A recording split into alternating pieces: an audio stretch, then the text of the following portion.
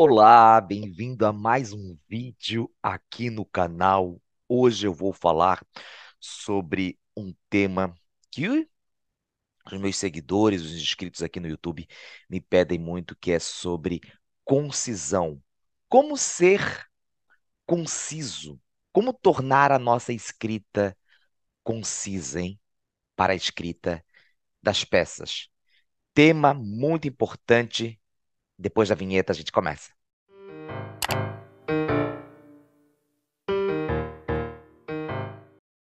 Então vamos lá, concisão é o tema da nossa aula de hoje. Anote aí, pegue papel, caneta, porque vou dar algumas lições fundamentais para que a sua escrita se torne concisa.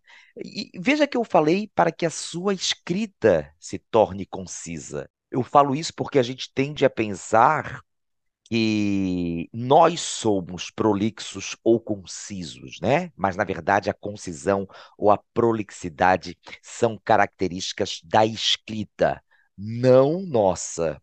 Quando a gente tem esse pensamento, quando a gente sabe que a concisão é uma característica da escrita, não nossa, o trabalho fica bem mais fácil, hein?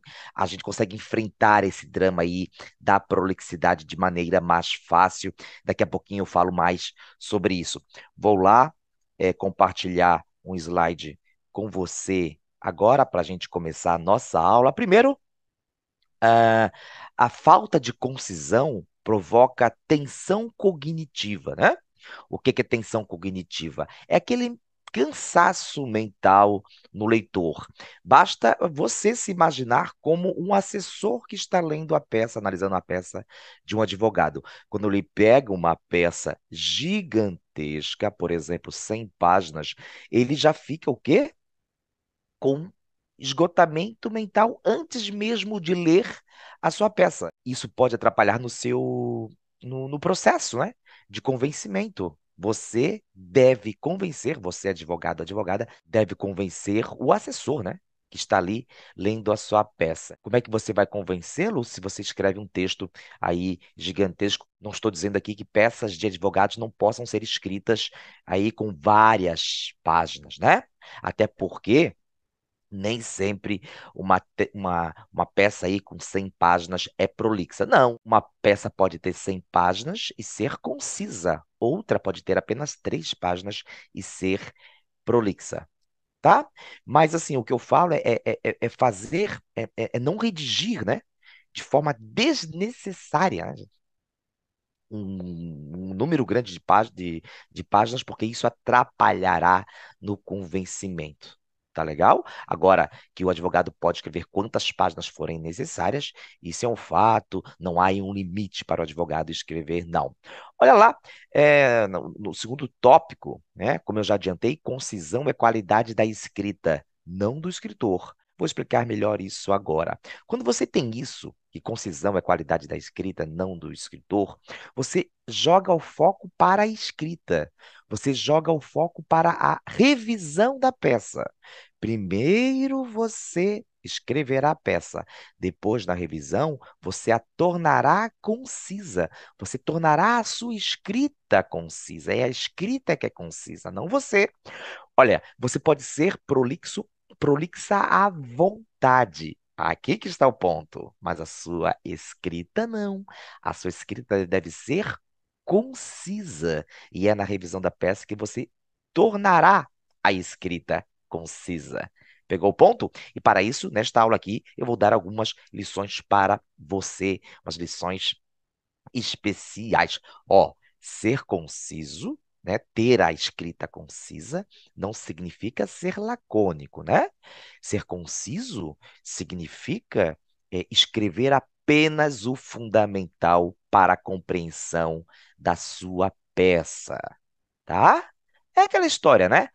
Se uma mensagem precisa de lá 10 páginas para ser compreendida, um número menor de páginas será ruim.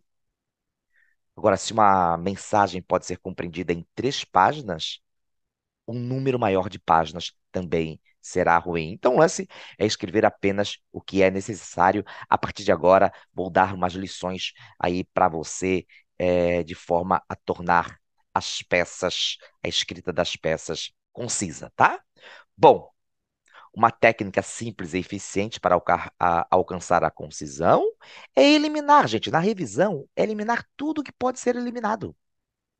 Você tem uma palavra mais curta, né? Então escreva a palavra mais curta. Notou ali que uma frase está sobrando? Então corte essa frase. Notou ali que um, dois, três parágrafos estão sobrando? Notou na revisão da peça que um ou dois, três parágrafos estão sobrando? Corte esses parágrafos, ok? Então, tornar a escrita concisa é você, e essa é uma dica que é muito simples mesmo, mas muito eficiente, é você, na revisão da peça, tá? Cortar tudo que pode ser cortado. Então, prefira independente em vez de independentemente, porque é a palavra mais curta, né? Protocolar em vez de protocolizar, que é a palavra mais curta, o protocolar, né? Escreva réplica, não réplica, contestação, aluguéis em vez de alugueres, embora ambas as formas sejam corretas, né? Acolheu os pedidos em vez de julgou procedentes os pedidos, escreva só em vez de somente, né? Só é palavra mais curta. Olha só esse texto aí da reforma da decisão, é um texto. Quando eu falo para eliminar parágrafos, é isso aqui, ó. Você escreveu, vou voltar, você escreveu primeiro isso assim. Na revisão da peça, você constatou que isso que está sublinhado está sobrando, porque é informação que se repetirá adiante.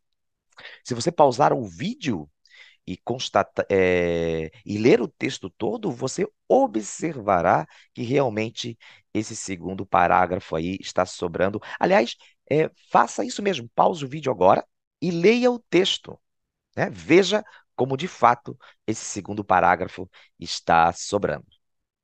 Percebeu, né? Percebeu como o segundo parágrafo aí está sobrando? O que é que você deve fazer, então, na revisão da peça? Excluir, eliminar esse parágrafo. Tá legal? Então, excluindo, olha lá, ó, excluindo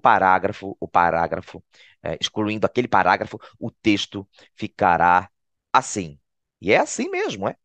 Para escrever de forma concisa, a principal dica, né, que eu posso dar para você, aí, advogado, advogada, assessor jurídico, assistente jurídico, membro do MP, é cortar na revisão tudo que pode ser cortado. Gente, olha só, leia esse trecho de cima e leia esse trecho de baixo, hein?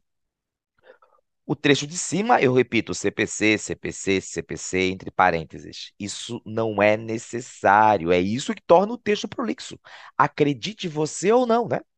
Ah, professor, mas simplesmente tirando o CPC ali da escrita, vai ficar conciso? Olha, não é por isso, mas eliminando essas coisinhas, o seu próprio raciocínio, a sua própria consciência ficará numa direção concisa, sabe?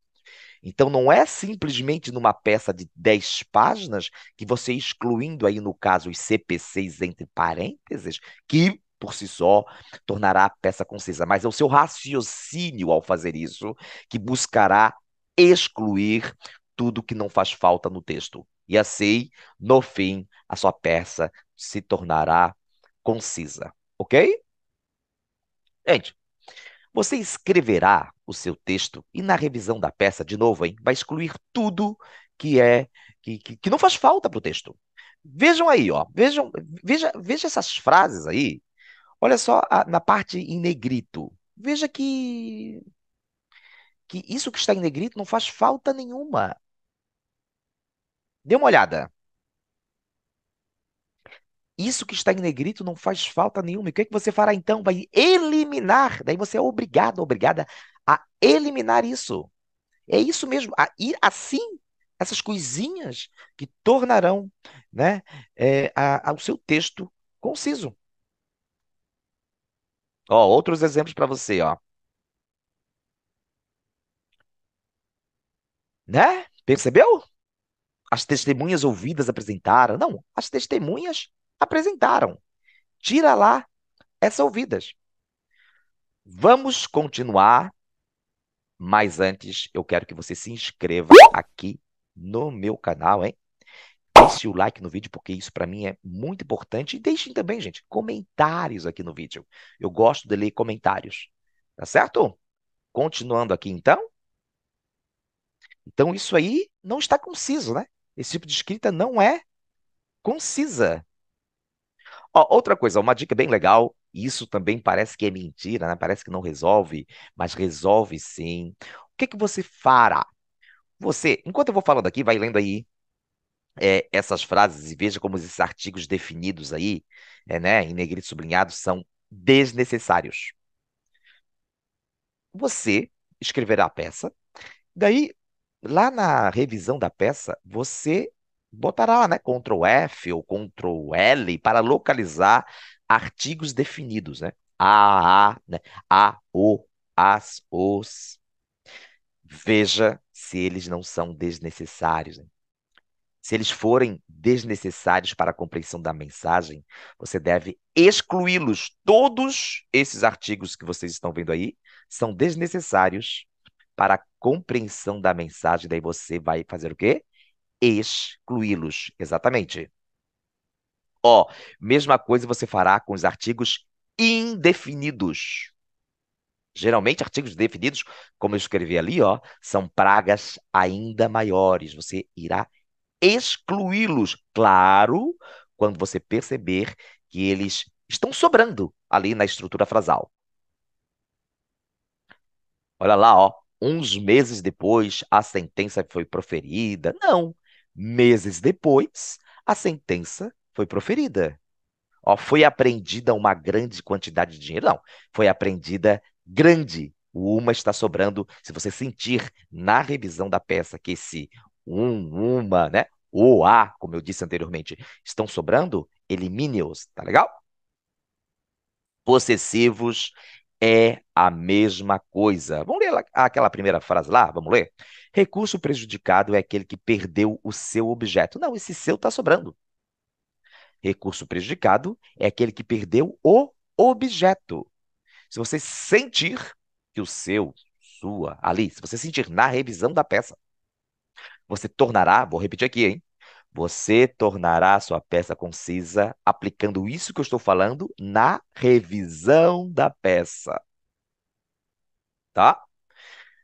Então veja lá que isso aqui, o seu, sua, seu, aí nessas frases estão sobrando. Entendi. Outra dica muito legal, uma lição muito especial que eu dou para vocês é não fazer frases centopeicas. Frases centopeicas são frases gigantes, hein? Frases gigantes. É perigosíssimo fazer frases grandes, porque o risco de você se perder ali na virgulação também é grande, né? Então, geralmente, quando vocês fazem frases gigantes, a informação contida aí nessas frases, muitas delas são prolixas. Dê uma olhada aí nessa frase. Pause o vídeo e dê uma lida. Então, gente, escrever assim é uma coisa, né?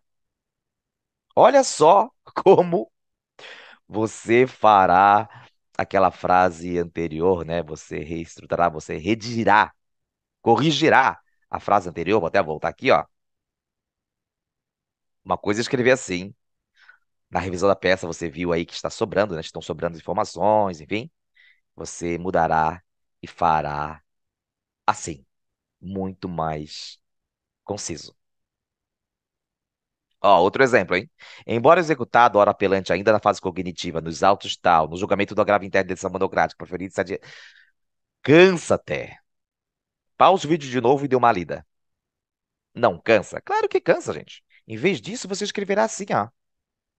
Embora o ora apelante tenha sido ainda fase cognitiva, condenado a pagar multa de 10 por da causa, novamente opôs em barra de declaração, mais conciso, mais objetivo e, consequentemente, mais profissional.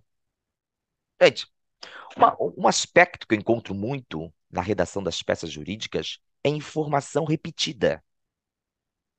Esse exemplo aí é clássico, ó. Agora eu vou ler com vocês. Ademais, é importante destacar que, segundo o réu, tem condições de arcar com o pagamento das custas e despesas processuais, haja vista estar representado por advogado particular, circunstância esta que vai de encontro ao estado de pobreza aludido na defesa. Veja como ele repete a informação depois. Ora, soa no mínimo estranho que o segundo réu alegue não poder arcar com as custas e despesas do processo, ao mesmo passo que contrata advogado particular para defender a presente causa. Veja, o que eu quero mostrar nesse momento é o seguinte: o primeiro parágrafo, a informação do primeiro parágrafo se repete no segundo. Isso é ser prolixo. O que ele fala no primeiro parágrafo, fala no segundo. Percebem? Então, o que é que tem que fazer aí? Excluir esse segundo parágrafo. Legal, né? Esse tipo de redação é muito comum em peças jurídicas. Vamos seguir. Ó, outra coisa, gente, uma dica, né? Mas daí só posso falar assim de modo geral, até porque não é o tema aqui, né? Elementos de coesão, não é o tema do vídeo de hoje. É o seguinte, ó. Veja como que a pessoa, como advogado, escreveu ali em cima. Dessa forma, considerando que a ré é fornecedora de bens e serviços, é clara a inexistência de relação de consumo entre as partes. Sendo assim, deve ser aplicado o Código de Defesa do Consumidor à presente demanda. Aí tem um monte de probleminha, tá? Tem problema de ritmo, né? Ritmo é assunto que eu já trouxe aqui no YouTube, mas é um assunto também que eu discorro amplamente nos cursos que eu dou, né? Tanto de forma presencial como lá na plataforma redaçãojurídica.com.br. Daí lá sim eu falo de forma mais ampla sobre vários assuntos, inclusive sobre o assunto do ritmo. Enfim, a gente vê uns probleminhas aí, mas o que eu quero chamar sua atenção é para aquilo ali que está em vermelho, ó. Veja como dessa forma não faz falta nenhuma. Lá em cima ele escreveu, dessa forma, considerando que a ré, olha lá embaixo, considerando que a ré é fornecedora de bens e serviços, é clara a existência de relação do consumo entre as partes, pelo que deve ser aplicado o Código do Consumidor, né, Defesa do Consumidor, à presente demanda. Embaixo eu escrevo menos. E repare que eu escrevo melhor. A minha escrita se torna mais objetiva. O assessor gosta de ler coisas objetivas, que vão direto ao ponto. Isso ajuda, isso agrada o assessor. Vamos lá. Essa dica que eu vou dar agora é muito prática, hein? É o seguinte, quando é impressionante que quando a gente, como assessor, pega um recurso de apelação, o advogado, a advogada demora, geralmente, é isso em regra, hein? 2, 3 páginas para dizer contra qual capítulo da sentença ele está recorrendo, né? Aqui, concisão, como eu disse anteriormente, não tem muito a ver com o número de páginas, né? Tem muito mais a ver com a velocidade com a qual você entrega a mensagem ao leitor. Você é conciso, por exemplo, quando na própria peça de interposição do recurso de apelação, você diz para o leitor contra qual capítulo da sentença você está recorrendo. Isso é muito legal. Imagine que a sentença conte ali com 10 capítulos. É muito bom para o assessor saber de cara que você está recorrendo apenas contra um, dois ou três capítulos, né? Enfim, aí nós temos o modelo de como você pode começar, na verdade, o seu recurso de apelação. Escreva a síntese do pedido da reforma e faça estrutura como essa que você está vendo, ó. Insurge o apelante contra o capítulo da sentença que o condenou a ressarcir horário no valor de. Isso é muito bom, hein? Vamos supor que no caso aí a sentença tenha contado com vários capítulos, dizer para o assessor que você recorre apenas contra esse capítulo aí, ó, é muito bom, né? Em termos de convencimento, porque você agradará o leitor. Você não o fará a ler páginas e páginas de texto até chegar, finalmente, a parte que interessa, né? Então já comece o seu apelo assim, hein? Isso é muito bom em termos argumentativos. Mas daí eu quero saber, já se inscreveu no canal? Já deixou o like no vídeo? Gente, deixa o like, não custa nada, né? Só apertar ali no coraçãozinho, né? No dedinho, né? No dedinho, né? Se inscreva e curta este vídeo. Vamos para a última lição. Essa dica é excepcional, porque assim, ó, tem gente Tem advogado, tem advogada, tem assessor que tem dificuldade mesmo para ser conciso, né? Para tornar a sua escrita concisa. Uma dica é assim, ó. Quer repetir informação sem parecer ter a escrita prolixa? Empregue, ao repetir a informação, expressões como é importante destacar, repita-se, não custa repisar, alerta-se novamente. Isso é muito bom, hein? Porque isso demonstra até respeito para o leitor, porque você repete a informação, mas o leitor sabe que você sabe que está repetindo. Ou seja, ao empregar um repita-se, por exemplo, você está demonstrando para o leitor que você sabe que está repetindo a informação, ou seja, que você não está repetindo a informação por um descuido qualquer, por uma falta de zelo, né, na escrita. Não, isso é muito bom. É interessante. Então, por exemplo, assim, ó, você repetiu informação, e às vezes é necessário mesmo repetir informações na peça, né? Para que até a informação não passe desapercebida pelo leitor, né? Mas vamos supor que você está com dificuldade ali de não repetir. Repita, mas quando for repetir, se valha de alguma dessas expressões ali, porque assim você não demonstrará para o leitor que você está repetindo de forma descuidadosa, né? Tá bom? Pegou bem um ponto? Então tá. Espero que você realmente tenha gostado do vídeo. Se gostou, já sabe, deixe o like aqui, se inscreva no canal, comente. Gostou? Gostou? Então, comente. Não se esqueça de me seguir lá no Instagram, né? Onde eu dou um monte de lições legais, um monte de macetes bacanas para a escrita jurídica de qualidade. E acesse www.redaçãojurídica.com.br. Lá tem cursos para vocês, tem postagens semanais. Joia! Espero então que você tenha gostado. Vou ficando por aqui. Forte abraço e até mais.